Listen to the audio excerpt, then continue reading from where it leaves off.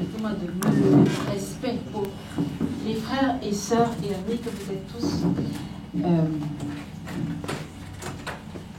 Il y a quelques jours, on était réunis à Paris.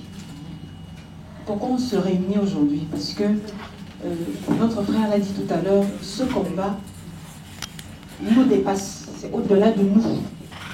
C'est au-delà de la Côte d'Ivoire, c'est au-delà de notre micro-milieu français, c'est au-delà de tout. Et il y a une cause, il n'y en a pas deux. Il y a une cause et il y a une personne qui incarne cette cause-là. C'est le président Laurent Gbagbo. Et je crois que c'est ça qui nous unit, au-delà de nos différences. Moi les Africains, je les appelle mes compatriotes. Je suis d'origine camerounaise.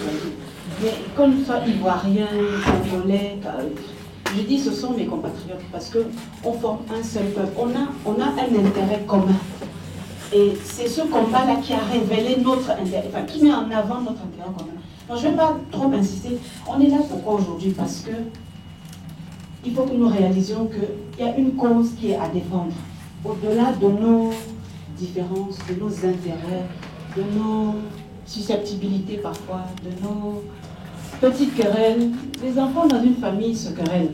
Mais quand il y a le frère qu'il faut défendre, on met de côté nos intérêts et on y va tous.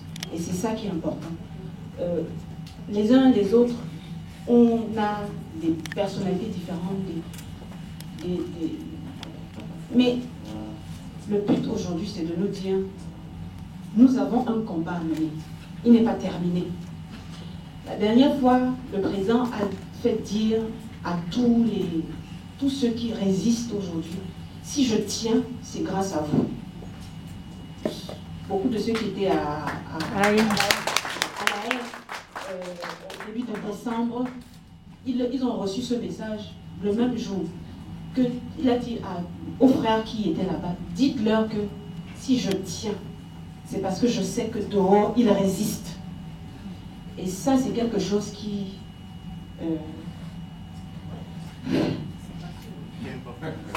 ça touche.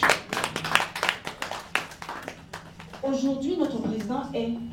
Il faut que nous le rendions, il l'est déjà, mais il faut que nous le rendions encore plus incontournable qu'il ne l'est. Et si on a l'impression que cet homme, la mobilisation est en train de... On va se dire, bon, ses partisans se sont fatigués, donc... Quand le président a été arrêté, la mobilisation a effrayé les gens. Parce qu'on ne s'était jamais... on n'avait jamais vu un chef d'État africain qui part dans les conditions où le président est parti et qui rassemble autant de personnes pendant autant de temps. Et ça, il a fallu compter avec ça. Et il va falloir qu'on compte encore avec ça. Il ne faut pas qu'on se dise, oh, ils se sont passés, parce qu'on entend ça. On entend ce discours-là. Ça va un peu mieux. Je ne sais pas de quel côté ça va, en tout cas pas d'une autre. Si la mobilisation se tasse, c'est pas à notre avantage. Et si on se dit, on peut se passer du président Gbagbo, c'est parce que la mobilisation en sa faveur, pour lui, est en train de se passer. Et demain, il va falloir qu'un jour ou l'autre, on se dise, mais cet homme, si on ne s'adresse pas à lui, rien ne va se passer. Et c'est nous, à nous tous là, ici ou ailleurs, de le rendre incontournable. C'est pour ça que nous sommes autour de cette table. C'est pour allumer un feu nouveau sur cette mobilisation-là. Qu'elle reprenne et qu'elle brûle encore plus qu'au début. Qu'on se dise, oui, qu'on se dise, il va falloir compter avec ces gens-là. Ils sont incontournables. C'est parti. On lui a refusé la liberté provisoire. Pourquoi? Parce qu'il a trop de partisans. Ça, c'est voilà, ça c'est pour nous juristes, nous étions insultés dans notre raisonnement de juriste. Ne pas donner la liberté à quelqu'un parce qu'il est trop populaire. Ce n'était pas un raisonnement juridique, c'était un raisonnement politique. Et on va le rendre encore plus incontournable, au point où à un moment il faudra dire, bon, il faudra peut-être qu'on discute avec lui. Aller au-delà de discuter.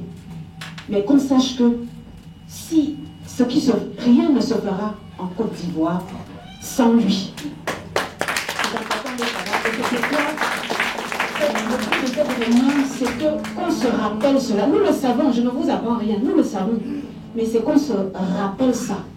Et la lutte, il y a quelqu'un qui m'a dit tout à l'heure, qui a rappelé tout à l'heure, que la lutte est d'abord individuelle.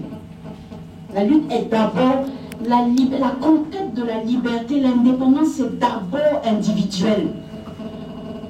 On peut être fâché, on peut être déçu de leader, mais on ne doit pas baisser les bras individuellement parce qu'on est mécontent, on est fâché de tel ou tel leader. C'est d'abord... C'est la radio. C'est la radio, c'est important.